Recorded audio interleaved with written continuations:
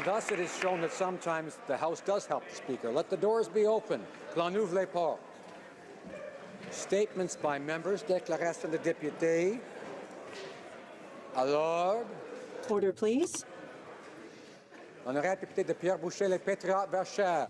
The Honourable Member for Pierre Boucher, les Patriotes Verchères. Mr. Speaker, following the deportation of Acadians, Canada is now showing negation for Acadians with the blessing of the Liberal Prime Minister. This is one of the first things you note when you look and tune into the new CBC revisionist series, Canada, the Story of Us. Even the Minister of Heritage, who tried to lead us to believe that Johnny MacDonald was a feminist, progressive, a fan of the Montreal Canadiens and Louis Riel's good friend, didn't dare comment that mess. Francophones in this new version of history are sloppy and scruffy, whereas the Anglophones are well-dressed, cunning, and intelligent. This isn't the story of us. Our story remains to be written. It's the story of them. Neither Quebecers nor Acadians are part of the vision that CBC, vision for Canada's multiculturalism that CBC is trying to ram down our throats. What's worse, this is Canadian propaganda. Charles Wood St. James, Assiniboia Headingley. Mr. Speaker, I rise today to congratulate a constituent from my riding whose hard work has made a difference in the lives of many in our community. Valerie Christie is a resident of Charleswood and has always been willing to lend a helping hand, whether that was volunteering at her children's elementary and junior high schools or at her church. She has distinguished herself through her work at the Westgrove Family Resource Centre, helping students improve their literacy and numeracy skills, and through her leadership at the Westdale Community Food Bank. Valerie was justly awarded the Governor-General's Sovereign Medal for volunteers this past January. Valerie's passion to help others reflects the spirit of community in Charleswood. On behalf of the House of Commons, I would like to congratulate and thank Valerie for her years of service. Our community wouldn't be the same without you. The Honourable Member for Caribou, Prince George. Mr. Speaker, each year malaria kills an estimated 438,000 people. It remains the leading cause of death to children under 5 in Africa. Since 2007, Spread the Net has helped protect the lives of almost 32 million people by contributing to the delivery of over 15 million malaria-preventing nets to families in Africa. I'm proud to once again have the privilege to rise in this House and speak about a great group in my riding of Caribou Prince George. Last month, Beaverley Elementary School in Prince George took up the Spread the Net challenge. Mr. Speaker, not only did they take up the challenge, they smashed it. At the end of the challenge, they raised over $27,000. Mr. Speaker, they were the #1 school in the country for fundraising.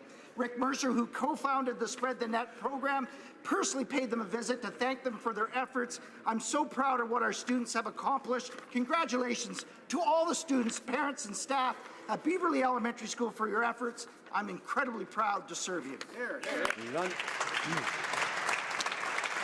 The Honourable Member for Brome-Missisquoi. Mr. Speaker, last week I had an opportunity to meet with my American neighbours from Vermont, namely the teams for Senators Bernie Saunders and Patrick Leahy. I believe it's crucial to strengthen links with our neighbours with whom we share a number of important files, including the environment. Moreover, they are supposed to be coming back to my riding to further discussions at the start of June. Water quality in my region, for Lac Champlain, is a perfect example of this cooperation. It requires a concerted effort by all stakeholders, and that's why we're going to continue to fully support Canadian values with respect to the environment. It's essential for the bulk of the funds allocated for Lake Champlain in Budget 2016 be dedicated to the quality of water for our lake. I encourage all of my colleagues to make contact with the U.S. senators to develop a good relationship with our neighbours to the south. The Honourable Member for Algoma-Manitoulin Kapuskasing. To acknowledge Samantha Giguère, who was recently selected as one of Canada's 33 Lawrence Scholars. This prestigious program provides tuition waivers and is valued at $100,000 over 4 years of undergraduate study. A resident of Thessalon First Nation and student at Central Algoma Secondary School, Samantha is the only Lawrence Scholar from Northern Ontario this year, and was chosen based on evidence of character, commitment to service in her community, and long-term leadership potential. Samantha sings, plays the fiddle, has coordinated a musical performance for a literary event, and for the last 4 years has organized a dinner and talent show fundraiser. Her efforts supported the Rebeccas, have helped send high school students to the United Nations, and assisted a nearby double lung transplant recipient. Samantha hopes to study archaeology and Indigenous studies at the University of Toronto and looks forward to the support she will receive as a Lawrence Scholar. I ask all members to join me in congratulating Samantha and all Lawrence Scholars. Here, here. Honourable Member for Cumberland Colchester. Thank you, Mr. Speaker. The abandoned coal mines of Spring Hill, Nova Scotia have been sealed off for more than 60 years. But for the past 3 decades, businesses and civic buildings in the town have been heated by the warm water that flooded those miles of deserted mines, a very low-cost and sustainable source of heating energy. However, geothermal heat remains largely unexploited, even as we are working to prepare Canadians in every province for a low-emissions future. Even though the potential for geothermal heating in Canada is great, there are few tax measures and programs to encourage its development. Mr. Speaker, now is the time for the federal and provincial governments to put forward measurements that encourage the exploration and development of geothermal energy sources. Thank you. The Honourable Member for Provencher. Mr. Speaker, freedom of religion is the cornerstone of democratic societies. One of the things that makes Canada great is the freedom we enjoy to follow our consciences and to live out our faith in a diverse society. This year, as Canadians celebrate 150 years since Confederation, it's important to reflect on the Judeo-Christian principles that played such a key role in Canada's formation. Principles that set the foundation for freedom and diversity of culture and faiths that we enjoy today. Next week, Canada, and the Christian faith in particular, will celebrate Easter. Easter is a time, as singer-songwriter Chris Tomlin so wonderfully expresses, God's love ran red, and he sent his only son to be crucified to pay the price for our sins. Mr. Speaker, the really good news is the cross couldn't hold him, the tomb is empty, we serve a living Savior, and he's coming back again. Mr. Speaker, to you, to this House, to all Canadians, happy and blessed Easter. The Honourable Member for Mississauga, Erin Mills. Mr. Speaker, I think all members in this place can attest that whatever we do, whatever impact we make in our capacity as members, constituents we help, events we attend, communities we engage, discussions we facilitate, we wouldn't be able to do much without the support of our volunteers, people who give us their most precious asset, their time. I rise today to pay tribute to the youth of Team Mississauga Erin Mills and the time, support, and counsel they provide me. They engage in politics and governance, community and positive impact.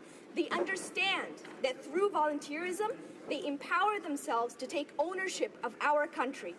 So here's to our youth council, to the youth volunteers at my offices, including Amna, Aisha, Faris, Amira, Andrew, Ahmed, Holden, to the great friends that go above and beyond, Angad, Kazim, Tamer, Abid, Zubair, Ian, Andy.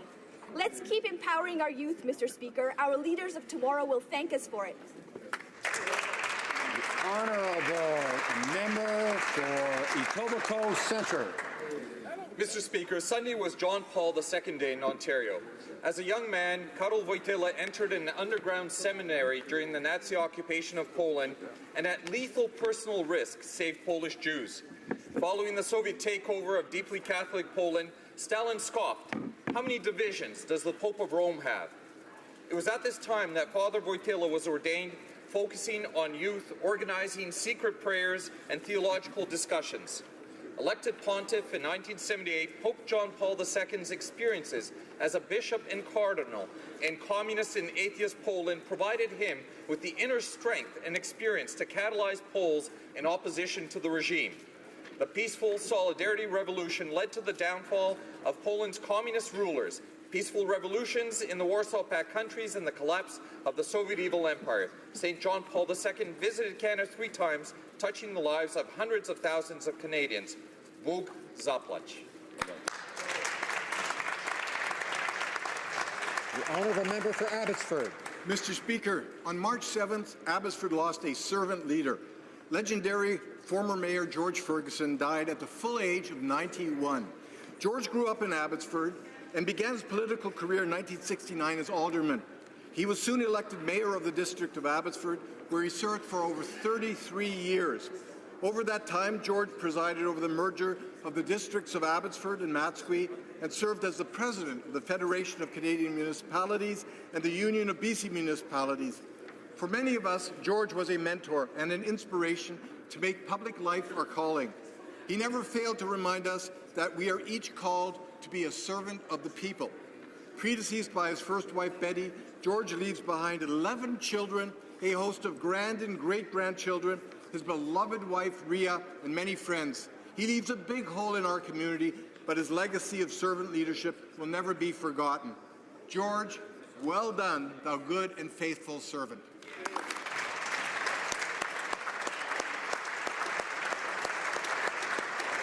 The honourable member for Oakville North, Burlington. Thank you, Mr. Speaker. All Canadians, including those living with a disability, deserve to be treated with respect and dignity. Building inclusive communities is the cornerstone of our government's commitment to fostering fair and equal opportunities for every Canadian. Accessibility may get someone through the door, but inclusivity creates an atmosphere where everyone is welcome and treated equally. One of my goals is to make Halton the most accessible and inclusive region in Canada. My recent roundtable discussion with businesses, agencies, and advocates focused on the benefits of inclusive employment and removing barriers that prevent individuals living with disabilities from participating in the workforce. I was thrilled to see Budget 2017's commitment to promoting equal opportunities and increased inclusion for Canadians living with disabilities. I encourage my colleagues in this House to encourage businesses to create inclusive employment strategies in their own communities.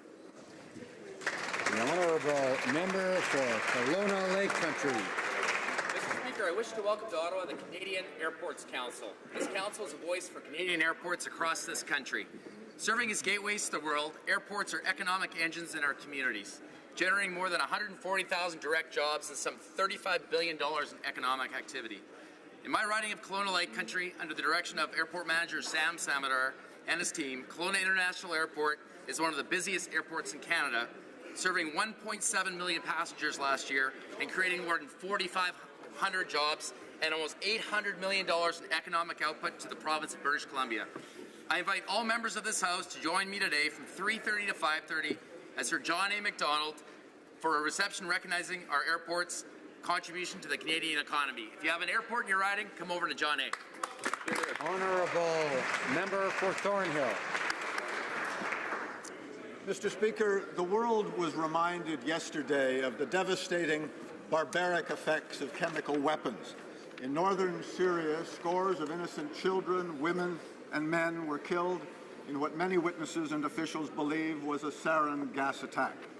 Now, while chemical weapons in Syria are unfortunately nothing new, this one was different. People who were outdoors immediately collapsed, suffocating, foaming at their mouths, their pupils reduced to the size of pinpoints. These details are horrific, but they need to be read into the record. Many believe that Bashar al-Assad has now resorted to using toxic nerve agents against Syria's civilian population. The world, Mr. Speaker, must respond. There's no question that yesterday's events constitute a war crime. Assad and his allies in Tehran and Moscow must be held to account.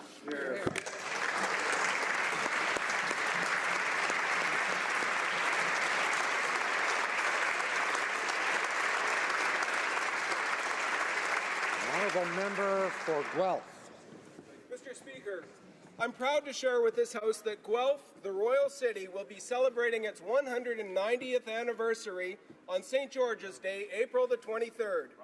The history of Guelph embodies a proud spirit of innovation. In 1827, our city's founding father, John Galt, designed Guelph as a planned town, a Canadian first, to resemble European city centres, complete with squares, broad main streets, and city blocks. This was a radical concept at the time and set the foundations for city planning in Canada. It was also the home for the Canada Company, to encourage people to set up business in Canada even before farms were established. Guelph has left an indelible mark on Canada's national fabric at the forefront of business, environmental and social innovation and development. I'm truly honored to represent this vibrant city. Thank you, Mr. Speaker. The honourable member for North Island Powell River. Mr. Speaker, across Canada, Indigenous women and girls have gone missing or have been murdered. For too long, this silent legacy has impacted communities and families. The National Inquiry into Missing and Murdered Indigenous Women and Girls is set to begin hearing testimony from families this May. It is time to take out of the shadows the reality that Indigenous women and girls have faced alone for too long.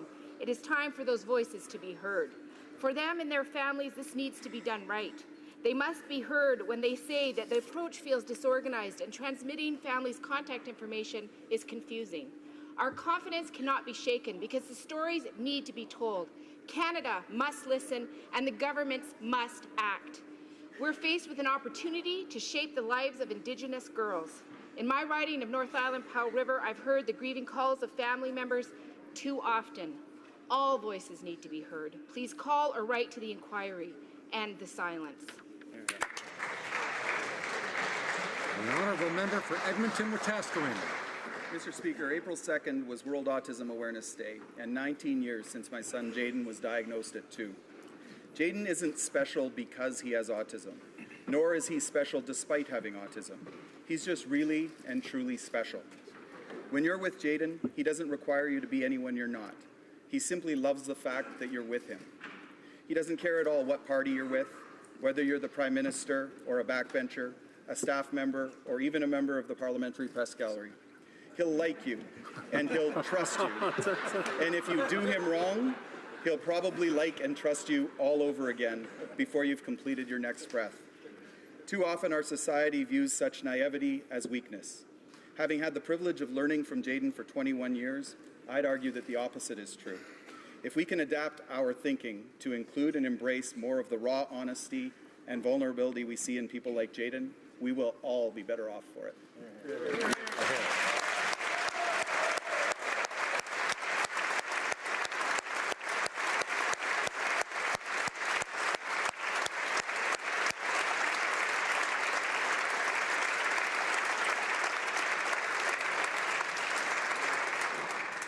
Even the press gallery, huh? The honourable member for Kingston and the Islands. Thank you very much, Mr. Speaker. It was the mid-1980s in Kingston, Ontario, when 5 boys, linked together by their love for music, decided to form a band. It was nearly 3 decades later that I had the privilege as mayor of Kingston to rename a street after them. And last Sunday night, for the 3rd time, the Tragically Hip won Group of the Year at the Junos.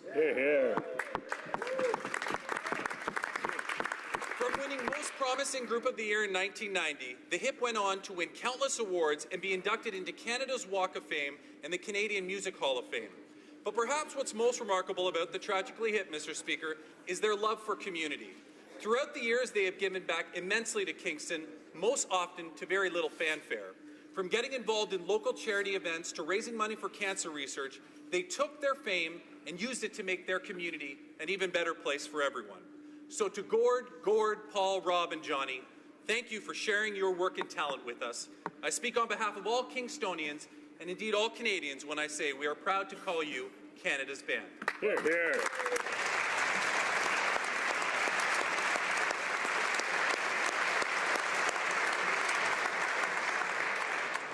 Oral questions, questions orales. The honourable leader of the opposition.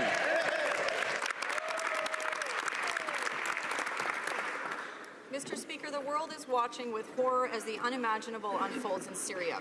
Last night, the Prime Minister said that Canada strongly condemns the use of chemical weapons and that the perpetrators of this horrific attack in Syria must be held accountable.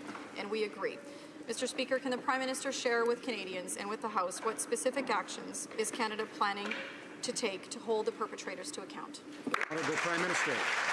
Thank you, Mr. Speaker, and I thank the honourable member for her question. Mr. Speaker, we are shocked and appalled at the reports of chemical weapons attacks against civilians in Syria. Many of the victims were children. It is critical that we hold responsible to account for those responsible to account for these war crimes. We're supporting evidence gathering to achieve that end. In addition, we will provide $840 million worth of life-saving humanitarian and development assistance for the region to alleviate the suffering in this conflict. As we speak, the Minister of Foreign Affairs is at the Brussels Conference on the future of Syria. These meetings will work towards finding a lasting political resolution to the Syrian war and addressing the critical needs of the most vulnerable. The Honourable Leader of the Opposition. Mr. Speaker, we know the Defence Minister misled Canadians when he said our allies were okay with Canada pulling our fighter jets out of the fight against ISIS. We now know that this was deliberately misleading and it was a betrayal of our nation's trust. So my question to the Prime Minister is very straightforward. Did he instruct his Defence Minister to mislead Canadians in order to save face? Right Honourable Prime Minister. Mr. Speaker, Canada is proud that we stepped up in the fight against Daesh by contributing significantly to training on the ground, to supporting the Peshmerga, and to demonstrate that there are many ways that Canada can have a positive impact in the fight against Daesh. We continue to stand strongly with our international allies, including in the Iraqi government, as we bring the fight towards to a positive conclusion alongside our allies. Honourable Leader of the Opposition. Well, Mr. Speaker, the Prime Minister's office stated publicly on November 26th that there was absolutely no pressure put on Canada to continue its bombing mission in Iraq, and we now know that's not true. Emails from Canadian officials prove that our allies asked the Defence Minister on numerous occasions to keep our CF-18s in the fight. So did the Prime Minister deliberately mislead the public, or is he in the dark when it comes to Canada's defence and national security? Right Honourable Prime Minister. On our commitment to continue as a valuable member of the coalition against Daesh, we were very clear in the election campaign that we would look for ways that better suited Canada's capacities. And that's what we told our allies and explained to them throughout those months as we were determining how best Canada could help. And I can assure this House and all Canadians that our allies were very pleased with the level of contribution that Canadians have offered over the past months and year and a half in the contribution to the fight against Daesh. The Honourable Leader of the Opposition. Mr. Speaker, at the same time as the Prime Minister is giving handouts to Bombardier executives, they're cracking down on hardworking Canadians. New taxes for companies, for public transit, for beer, for gas. Those are all new taxes hitting the middle class. When will this Prime Minister understand that he was elected to manage Canadians' money well, not to hand it out to his cronies? The Right Honourable Prime Minister. Mr. Speaker, I'd like to thank the honourable member for her question. It's true that we are all concerned about the rising cost of living for all Canadians, and that's why we've taken action. We've cut taxes for the middle class and increased them on the richest 1%. We've increased the Canada Child Benefit that provides more money every month to 9 out of 10 Canadian families, and that will lift thousands of Canadian children out of poverty. It's reduced the child poverty rate by 40%. We agree there's still a lot to be done, but we are there to continue the work for Canadians. Mr. Speaker, today on the Hill there are hundreds of people helping to recognize World Autism Day, and they're calling on the Prime Minister to provide less than $4 million a year to continue the good work of the Canadian Autism Partnership, money that was missing in the budget. That is almost equivalent to the bonus hike the CEO of Bombardier gave himself for 1 year. What kind of a message does the Prime Minister think this sends to parents with kids with autism when the Prime Minister can find money for bonuses for executives from Bombardier, but he can't find money for families with autism?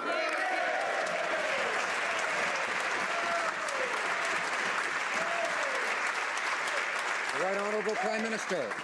I recognize the passion that the member opposite has for this question and recognize all members in this House who've stood up strongly in talking about autism and celebrating the advances that have made and indeed highlighting the work that we continue to do. On Bombardier, I do need to point out that this was a loan that we were happy to make to invest in specific projects that are going to create good jobs for Canadians, that are going to secure the long-term future of the aerospace industry in this country, which leads to economic growth, innovation, and benefits for communities and the middle-class workers who live in them right across the country. Member for Victoria. Mr. Speaker, the government wants to unilaterally change the rules that govern the House of Commons. Now, at first they pretended this was just a discussion paper. And now they claim that this power grab is necessary to be rammed through here because, well, it was in their election platform.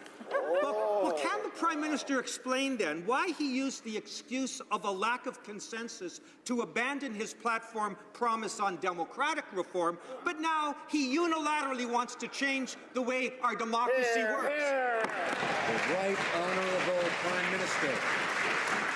Speaker, I thank the member opposite for his question and encourage him to continue contributing suggestions on how we can improve the working atmosphere in this House, how we can better deliver for Canadians. We're happy that we've launched a conversation about how we can modernize this place, how we can improve the service we offer both to Canadians and to our constituents, and I look forward to engaging with all members in this House on improvements that can be made to this place as we move forward. The Honourable Member for Hochelaga. Mr. Speaker, forcing a so-called discussion document on the committee is not negotiation, it's a monologue.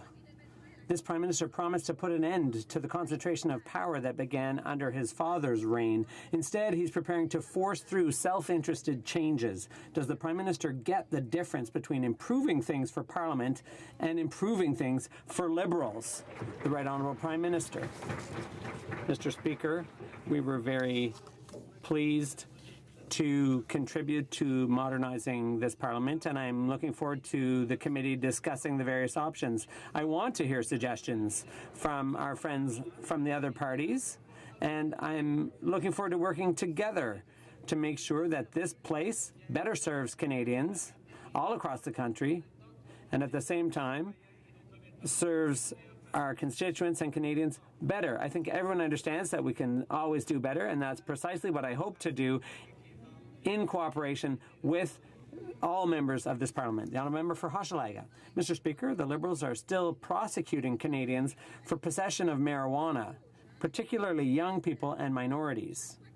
Every time we propose decriminalization as an interim step, the Liberals claim we're opposed to legalization, which is false.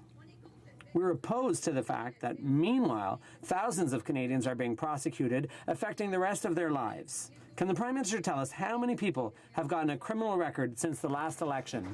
The Right Honourable Prime Minister.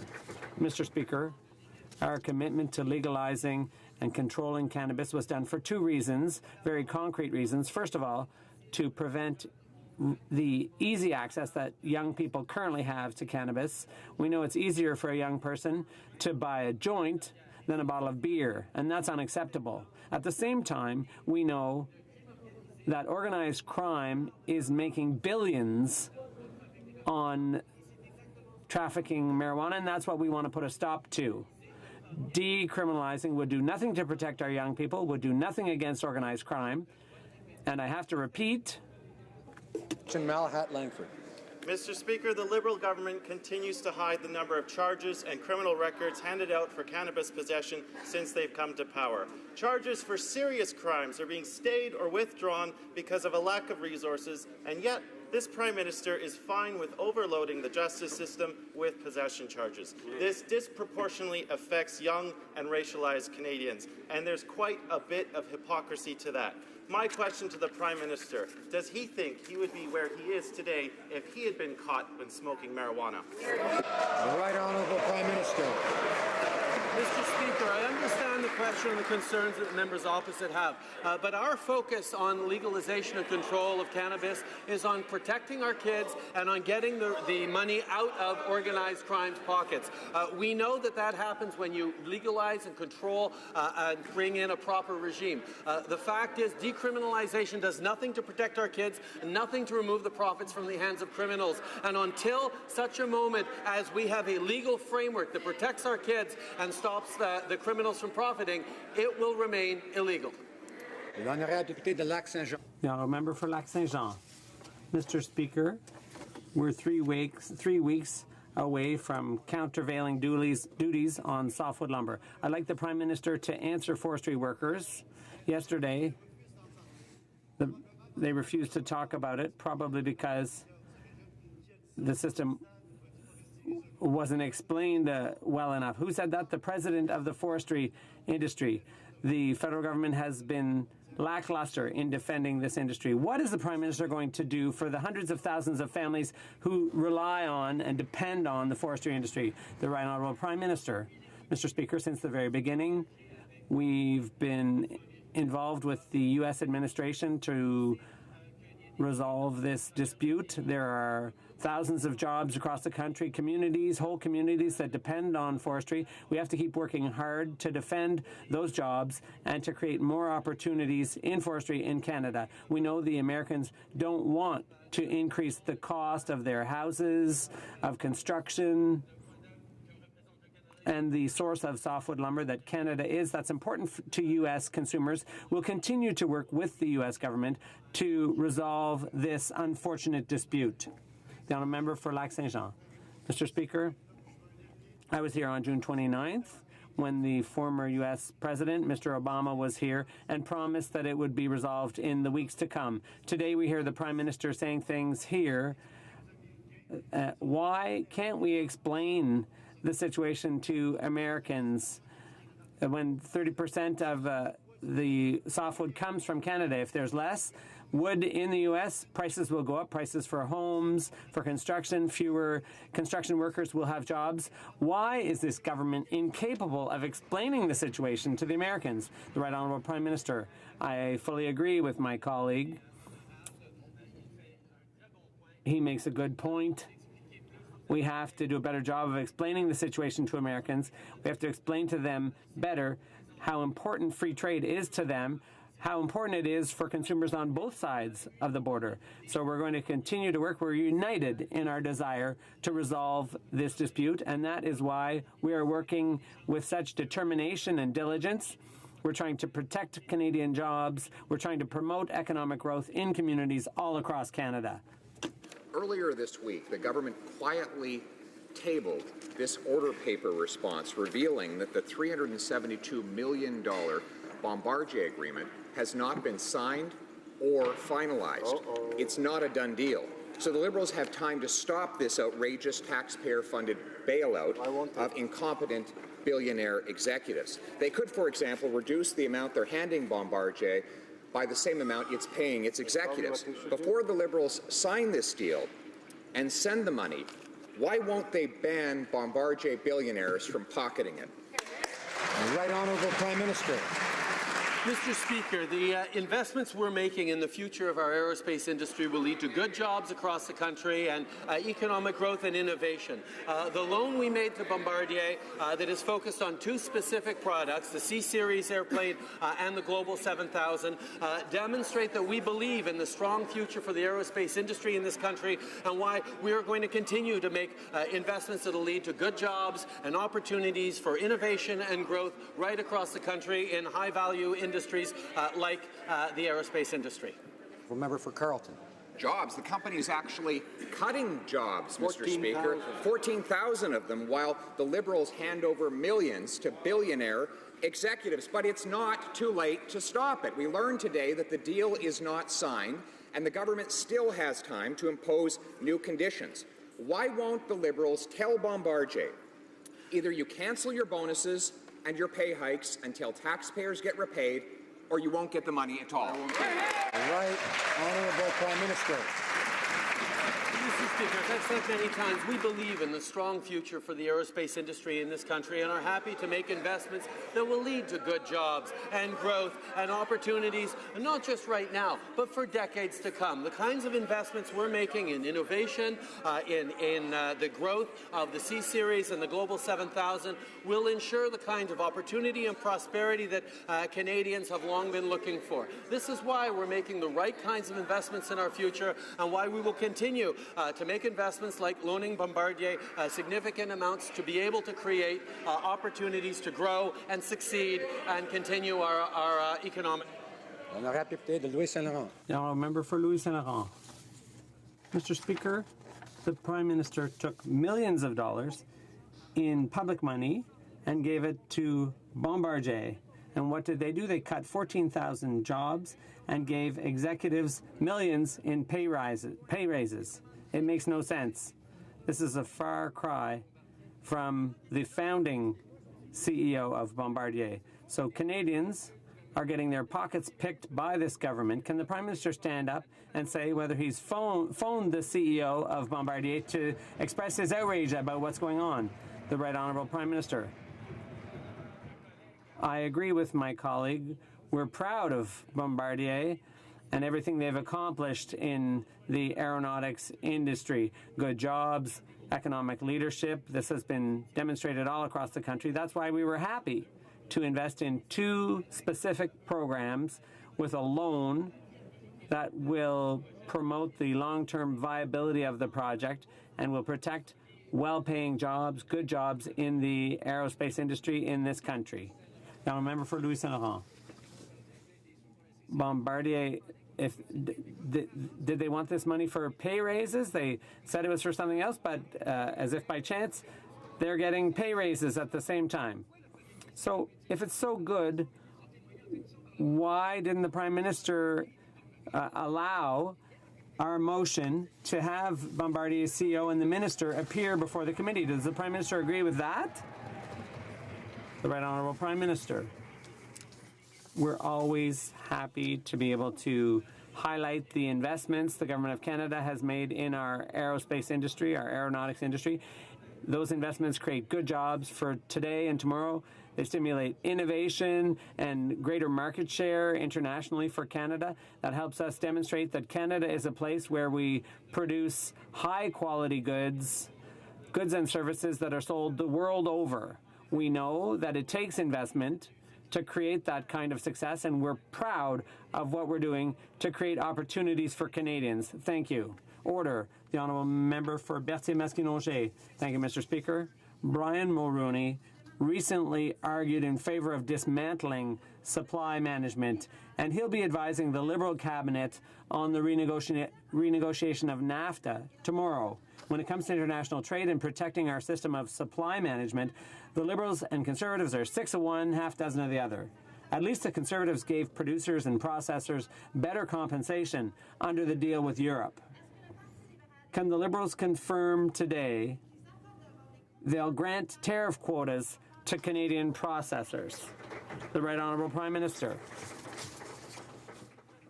I'm very proud to say that as a government, we are open to working together across party lines to represent Canada well. And I'd like to point out that we were able to work with all parties in the House to position ourselves well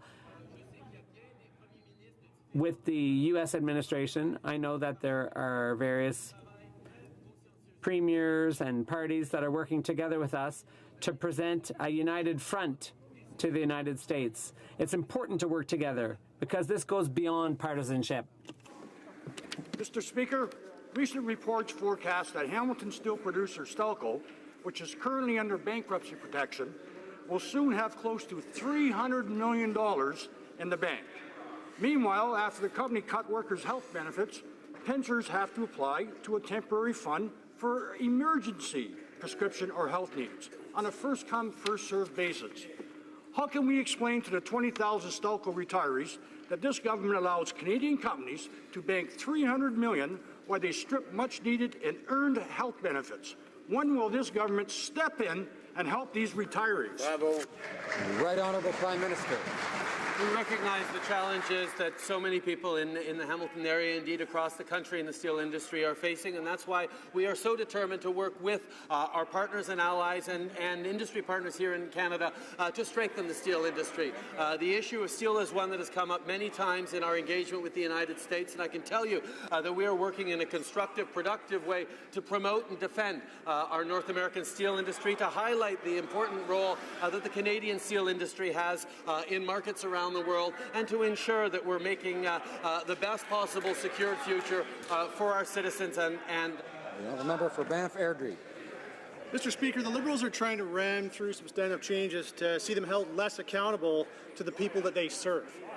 Changes that will see Liberal MPs take Fridays off, changes that will see the Prime Minister show up to work here in question period just once a week, changes that will limit the ability of MPs to hold the government to account on behalf of Canadians. So, Mr. Speaker, Canadians work hard, and they expect nothing less from their MPs. They expect the Prime Minister to put in a full work week, and they are definitely expecting the government to be held accountable for their actions. So, Mr. Speaker, why is the Prime Minister so afraid of being held accountable by Canadians?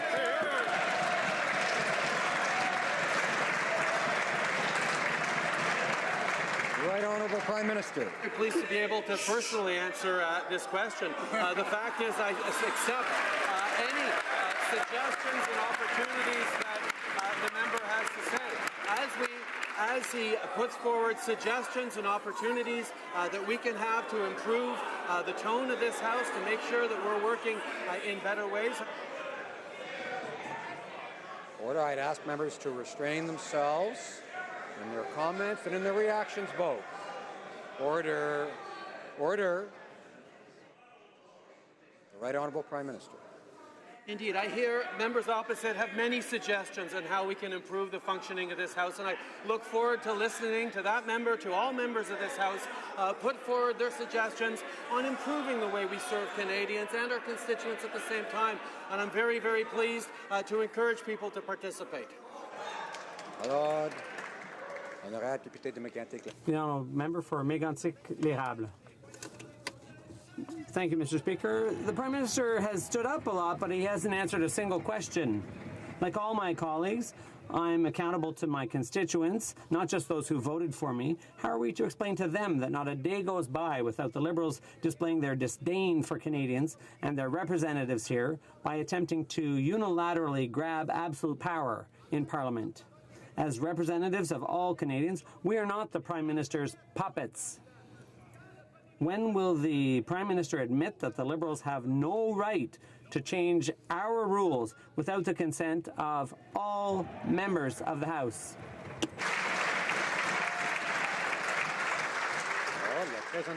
The Right Honourable Prime Minister. Mr. Speaker, I'd like to thank the member for his passion and enthusiasm with his question. Clearly, we're all very passionate about what goes on here in the House. But what matters is to serve Canadians well. And as I've always said, diversity is a source of strength for this country. So I'm very happy to hear the suggestions and the contributions of members opposite so that they can participate fully in this conversation on how we're going to improve this workplace to better serve both people here in the House and Canadians. Well, would you look at that, Mr. Speaker? The Prime Minister is able to answer as many questions as he wants without unilaterally ramming changes through the House of Commons. That's exactly what he wants to do.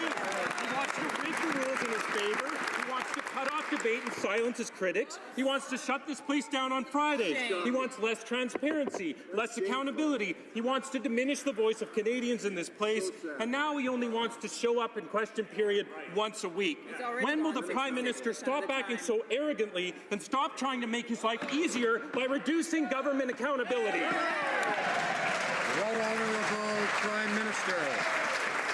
I thank the member opposite for his question. Obviously, he has very strong ideas about how to improve this place, how to make it better, how to make sure we are being accountable and serving Canadians in the right way. I encourage him to bring forward those concrete suggestions so that we can work together to make sure that this House serves Canadians better to the level that they expect. I'm happy that we're having this conversation. I look forward to continuing it in committees and in various places where we can demonstrate our commitment collectively to serve Canadians with everything we have. Order. The member for Chilliwack HoC. Order. Well, thanks, Mr. Speaker. Here's a concrete suggestion. Stop trying to ram these unilateral changes down our throats. Shutting down Parliament on Fridays, reducing debates, having the Prime Minister only show up in the House once a week for 45 minutes does not serve the interest of Canadians. It serves the interest of the Prime Minister. Canadians didn't elect us to make this a safe space for the Prime Minister. We're here to do our job and hold him accountable. When will the Prime Minister abandon his unilateral efforts to make his government less transparent and less accountable to Canadians?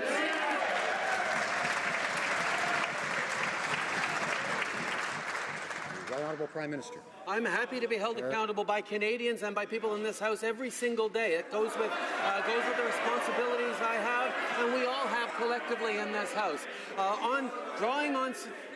Order. I had no trouble hearing the question. I have to be able to hear the answer as well. Members need to restrain themselves. I know it's Wednesday. Perhaps we need to stop. We have to serve decaf on Wednesdays, maybe. The Right Honourable Prime Minister. Thank you, Mr. Speaker. As I've said, I'm happy to draw suggestions from all sides of the House. The proposal around Prime Minister's questions was actually made by the member from Halton Hills a number of years ago, and it was the kind of thing that we're happy to discuss, happy to look at, and I think it means that we should have a discussion about how to improve the ways we serve Canadians. I think bringing forward positive discussions on improving the way this House works is entirely responsible and entirely in keeping with what Canadians expect, and I look forward to hearing many more concrete proposals from all benches in this House of Commons. The Honourable Member for Jonquière. The Liberals keep indefinitely pushing back their promised reforms to access to information, despite the exhaustive report from Canada's Information Commissioner in 2015 and the 2016 report from the Access to Information, Privacy and Ethics Committee. We'd like to hear the President of the Treasury Board explain this about Phase 2 parliamentarians. Could the Vice Chair of the Standing Committee on Access to Information, Privacy and Ethics please inform this House of the future work of the committee? Honourable Second Vice Chair. Vice Chair of the committee, I'm pleased to answer the question and teach the Prime Minister to do something he hasn't learned in 18 months, which is give a straight answer. The committee did indeed table its report last year, and in light of a recent announcement by the President of the Treasury Board that the government doesn't intend to implement its promised reforms anytime soon, some committee members moved a motion calling on the President of the Treasury Board to explain himself at committee. Now, for those who don't know, our committee has a Liberal majority, and when it came to a vote, the motion was defeated. And while he's on his feet, the Honourable Member for Elmwood Transcona. Well, Mr. Speaker, access to information reform has been studied time and again. In fact, you could say in this case it's been studied literally to death. Despite 2 recent reports and calls for reform, the President of the Treasury Board announced he's not going to be keeping his promise to introduce new legislation this spring. Instead of explaining himself at committee, to which he earnestly promised reform, he's allowing the Liberal members to run interference. So why is he suddenly scared of coming to the committee, and will he take this opportunity to explain himself to the House? The Right Honourable Prime Minister. Mr. Speaker, this government was elected on a pledge of openness and transparency, and we're keeping that pledge. We are demonstrating a level of accountability that is going far beyond what any previous government did, and we continue to look forward to ways to improve and increase the level of transparency and accountability of this government. So I welcome the hard work done by the committee and look forward to continuing to work with all members in this House to improve the way government and indeed Parliament functions in a collaborative, respectful way. The Honourable Member for Kitchener South Hespeler. Mr. Speaker, we have all seen the images of yesterday's horrific chemical attack in northwestern Syria. 6 years this war has dragged on. Hundreds of thousands have been killed, millions displaced. An end to this war is needed. Help for the people of Syria must be made accessible. They are the innocent victims of this tragic conflict. The international community has a responsibility to help the most vulnerable. What is Canada doing to help the Syrian people? Great question. The Right Honourable Prime Minister. I thank the member from Kitchener South Hespeler for his question and congratulate him on the hard work that he's doing on his files. Mr. Speaker, we are outraged by the reports of a chemical weapons attack against innocent civilians in Syria. The use of chemical weapons is a war crime. This is just the latest atrocity in a conflict that has been going on far too long. our government is acting. We are providing $840 million worth of assistance for the region and are increasing accountability by supporting evidence gathering of these war crimes. Furthermore, the Minister of Foreign Affairs is participating in the Brussels Conference on the future of Syria to support lasting resolution to the war and address the needs of the vulnerable. The honourable member for Carlton Trail, Eagle Creek. Thank you, Mr. Speaker. This new appointments process is the perfect Liberal misdirection. Another one of Ms. Stebbings' qualifications for appointment to the Hamilton Port Authority is that she is also the Liberal Party's Golden Horseshoe Regional President. While the Transport Minister waxes eloquent on openness and transparency, being a Liberal donor or failed candidate are the qualifications that win the day. Will the Prime Minister direct the Minister to go back to the job posting that is still on Transport Canada's website and nominate somebody who is actually qualified for the position? Right Honourable Prime Minister. Mr. Speaker, one of the commitments we made and are keeping from our election campaign is to renew and to modernize the appointments process, to allow Canadians to apply from all different backgrounds and all different walks of life and diversity, to have appointments across this country that better reflect the full diversity of backgrounds, of views, of perspectives of Canadians on a merit-based system. That's exactly what we've done, particularly necessary after too long of successive governments choosing favoritism over objective qualities. That's what we've done, and that's what we're continuing to do. The honourable member for Carlton Trail, Eagle Creek. Mr. Speaker, let's see if the Prime Minister can try answering this question. The Minister's website states that the requirements for a successful nominee include, and I quote, extensive experience related to the operation of a port or to maritime trade. Ms. Stebbings' own law firm's website states that she specializes in, and I quote, estate planning, administration, and accounting. She focuses on ensuring her clients' wishes are respected after they pass away, end quote. Can the Prime Minister explain to this House what in Jennifer Stebbings' resume met the requirements of extensive experience in maritime trade? Right Honourable Prime Minister. I thank the member opposite for her concern about the quality of our appointments. We are very much focused on the quality and diversity of the appointments we make. We know that the people we appoint into positions of authority should reflect the entire diversity of this country and have a range of experiences and qualifications. That's exactly what we've been doing, and why we're so proud that we have had more female appointments than male. We've had extraordinary diversity.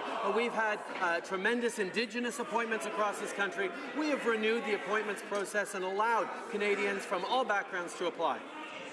Order. I'm having no trouble hearing the questions, but I'm having trouble hearing the answers. We need to hear both. The honourable member, the honourable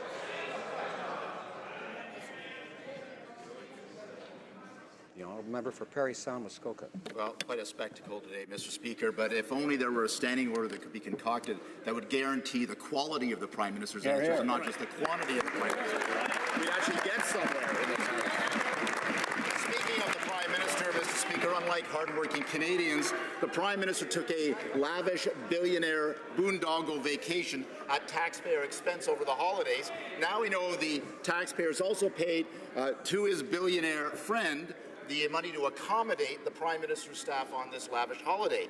When will the Prime Minister come down from his sandcastle in the sky and explain why the taxpayers are on the hook? Right Honourable Prime Minister.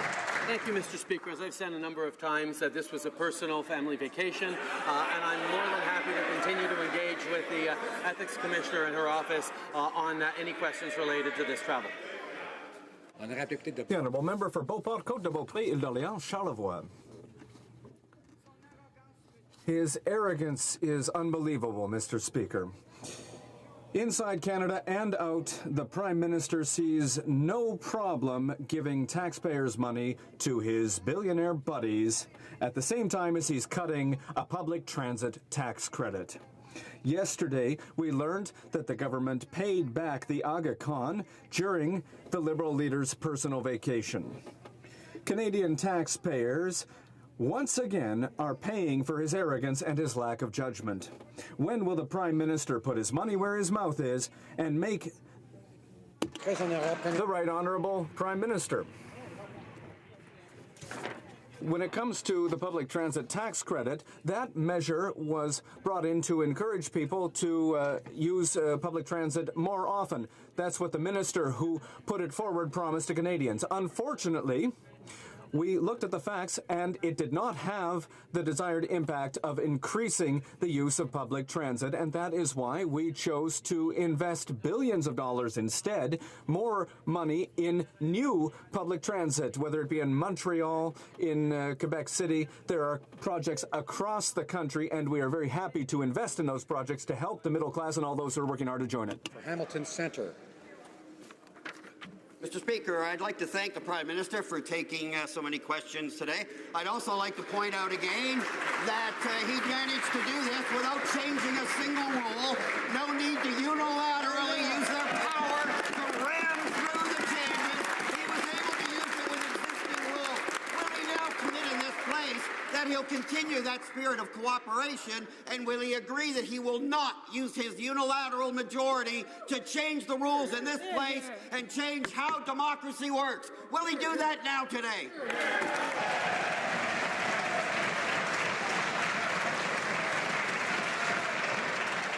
Right Honourable Prime Minister. The question I think we can all agree on in this place, and I hear the energy, enthusiasm, and passion of the member opposite, is what will that change look like? How do we change this place so it becomes better able to serve? And that's where I look forward very much to hearing suggestions and contributions from the members opposite on how we can better serve Canadians. That's what Canadians... I ask the member for Portneuf-Jacques-Cartier and other members to please restrain themselves. I know that the members are very interested in this debate, but we need to hear both the questions and the answers, and I want to hear both. The Right Honourable Prime Minister has 9 seconds. Mr. Speaker, I'm always happy to hear suggestions from members across the way. Even if they're yelled at me, I want to work with them to improve this workplace. Honourable Member for Belleuil-Chambly. After the way the Prime Minister treated electoral reform, his treatment of parliamentary democracy has about as much credibility as a Pepsi commercial. Et Monsieur le Président, Mr. Speaker, I know that the Prime Minister is looking forward to the discussion. He wants to hear passion. He wants to hear our suggestions. But the problem is the process. All it takes to start this discussion that he wants to have is a guarantee that these discussions will not be imposed unilaterally by his party. So I'll give the Prime Minister another opportunity to commit here and now. Will he commit to not imposing changes unilaterally, yes or no?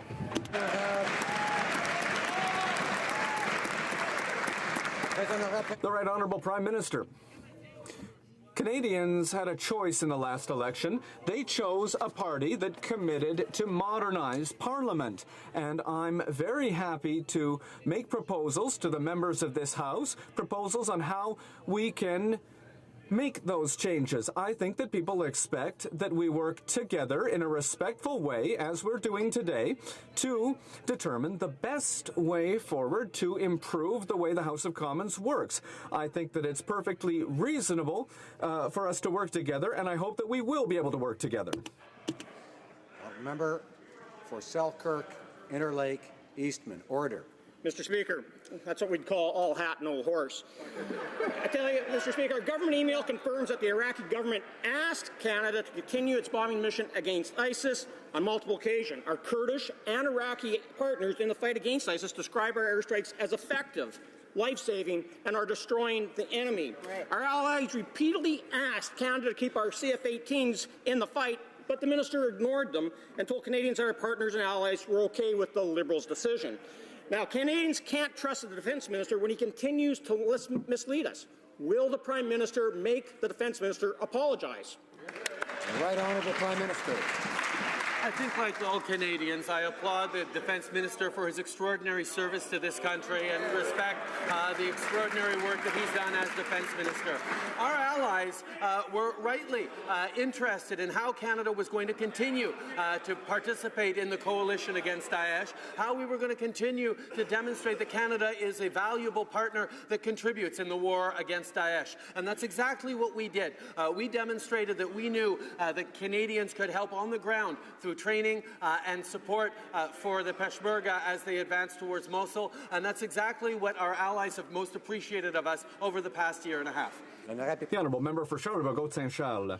Mr. Speaker, as a veteran myself, I thank the Defence Minister for his service, but now he's Defence Minister. He's no longer a fighter. Mr. Speaker, for the good of Canada, we should prevent the Minister of National Defence from twisting facts and saying that the Iraqis and the Kurds are happy with our new Iraqi mission. That's completely false. Completely false. The minister is damaging the reputation of the Canadian Armed Forces by pushing back projects by 20 years or more. Can the Prime Minister please ask the Minister of Defence to tell Canadians the truth? The Right Honourable Prime Minister. Mr. Speaker, this government is very proud of what we are doing to give the equipment and support to our Canadian Armed Forces, the equipment and support that they need to fulfill their mandate to represent Canadians in this government. We know that Canada can't do everything, but what we should do things the right way with the advantages that we can bring, and that is why we chose the assist training and support mission to Kurdish forces, and that's had a major impact in the fight against Daesh.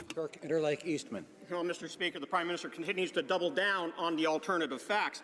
The Defence Minister said that there is no qualms about pulling our jets out of the fight against ISIS, yet emails from Global Affairs say there were. The Minister says there is a capability gap, but the Commander of the Air Force says there isn't. The Defence Minister also claimed Conservatives sent our troops to fight ISIS without tax relief, yet a document with the Defence Minister's signature on it says the exact opposite. Canadians need a strong, principled and trustworthy leader, not another patsy to the Prime Minister. How can anyone trust the Prime Minister and the Defence Minister? Will they apologize? Right Honourable Prime Minister. Mr. Speaker, we recognize that Canadians chose a different approach when they elected us as government. We choose to make decisions based on how Canada can best help in the world, how we make decisions based on facts, based on evidence, based on what is the best way to move forward. That's the approach that we've always taken, we'll always take, particularly in regards to the brave men and women serving in the Canadian Forces. The Honourable Member for Charleswood, St. James, Assiniboia, Headingley. Mr. Speaker, in recent days, residents of southern and central Manitoba have been impacted by rising water levels and flooding that has resulted in local states of emergencies, road closures, and evacuations in several First Nations communities. Our hearts go out to the evacuees in their time of need and to others in the communities dealing with encroaching flood waters. I know all members join me in expressing our concern as well as our appreciation for first responders. Can the Minister of Public Safety tell us how the government is supporting Manitobans as this year's flood season begins? The Right Honourable Prime Minister. I can assure the member that the Minister of Public Safety takes this very seriously, as does the Prime Minister, because the thoughts of all Canadians are with the residents of Manitoba affected by the flooding, as well as with the first responders and others working hard on the ground to keep people safe.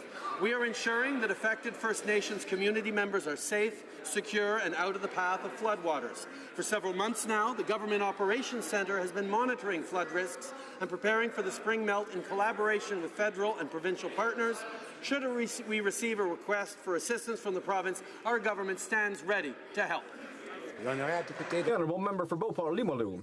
Mr. Speaker, the Prime Minister should be ashamed of the decisions made by the Minister for Public Services. Thanks to the good work of the member for Edmonton West, we now know that bureaucrats who have been responsible for the Phoenix pay system were paid bonuses, $5 million in total, an average of $14,000 per bureaucrat. Mr. Speaker, how is it possible that the Prime Minister is giving out these bonuses? Should he not, did he not learn from what happened at Bombardier? The Right Honourable Prime Minister. Mr. Speaker, first of all, we've said several times that it's unacceptable that anyone works without being paid in a responsible and adequate way, and that is why we are working extremely hard on the Phoenix issue to fix this problem that was left to us. The reality is that we will continue to work with the public service and with all those affected to fix this problem which has gone on far too long. Churchill Kiwetinook Askey. Mr. Speaker, once again, flooding has hit Manitoba. There are many evacuees, and most are from First Nations, including Peguis First Nation, the largest in Manitoba. This isn't the first time this is happening, and every time it happens, First Nations are hit the hardest. So this Prime Minister likes to talk about First Nations, but what people in crisis on the ground need is immediate action. So will his government work with Peguis and other First Nations to provide the long-term flood mitigation that they need now? Right Honourable Prime Minister. Mr. Speaker, in our election platform, we put forward billions of dollars towards green infrastructure, which includes flood mitigation, which is so important. And I thank the member for her question, because we are working indeed with First Nations to ensure that they are safe and taken care of through this particular crisis. But our commitment to renewal, to reconciliation, means that we will be working with Indigenous communities right across the country to build a long-term, stable, protected future with them as full partners determining how best to do that. That's what the spirit of reconciliation means. That's what this government... The Honourable Member for Rivière-des-Mille-Îles. 100 years ago, Canadians from coast to coast to coast, including many from Quebec, fought not just within 4 divisions of soldiers, but side by side for the first time as a cohesive Canadian Corps at Vimy Ridge. This historic moment was not only a great victory for Canadians and for Allied forces, but it also showed that our emerging nation was ready to take its place in the world. How is the Government of Canada going to celebrate the centennial of this foundational moment in our history? The Right Honourable Prime Minister. The Battle of Vimy Ridge allowed Canada to carve out a solid place as a country when the 4 Canadian divisions fought together for the first time. It was a remarkable but costly victory. Canada will celebrate the 100th anniversary of the Battle of Vimy Ridge with commemorative ceremonies in France, at the memorial in Ottawa, and in major cities across the country. I hope that you will all join me in commemorating these solemn occasions, Mr. Speaker. Time for all of us to remember, recognize, and honour the brave men and women who have gone before us.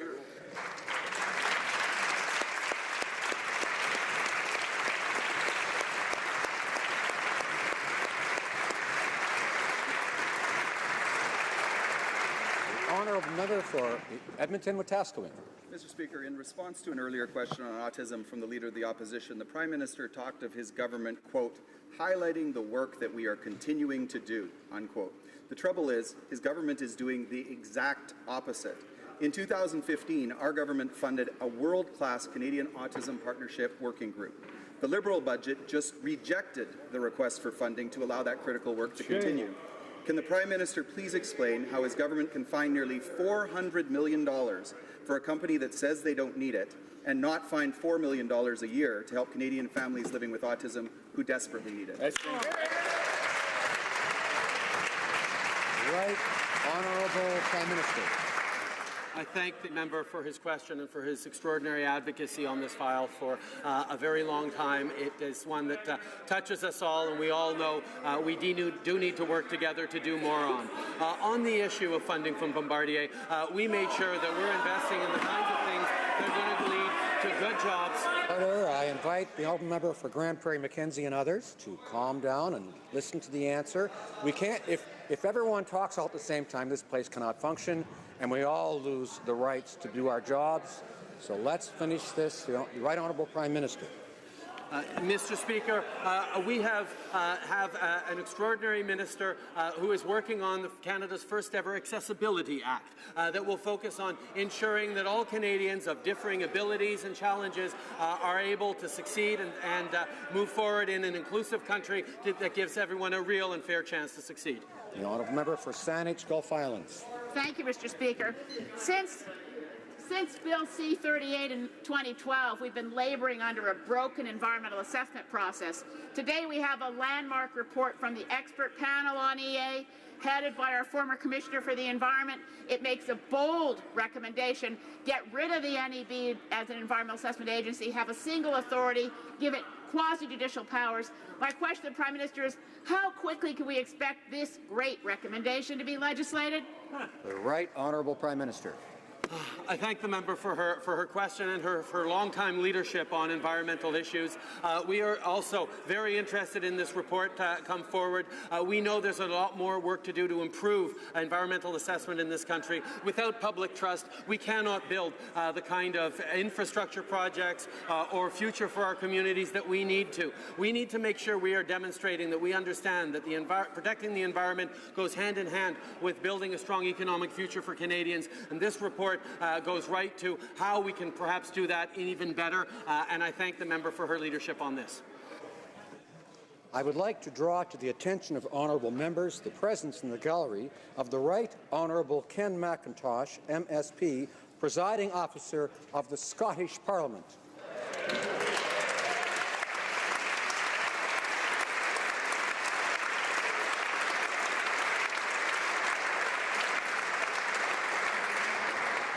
It being 3:14 p.m., pursuant to order made on Monday, Point of order, the Honourable Member for Pont-Neuf-Jacques-Cartier. Mr. Speaker, with the question period as we've had it today, there's a lot of emotion, there's been a lot of noise. You singled me out as someone being turbulent. I don't say that I'm the most silent or... Wow. I'm not the most silent member, but Mr. Speaker, I think you've mistakenly identified me and singled me out. Bon essai. Nice try. 3:15 p.m. Pursuant to order made on Monday, April 3rd, 2017, the House will now proceed to the taking of the deferred recorded division on the amendment of motion number 10 under Ways and Means proceedings. Calling the members.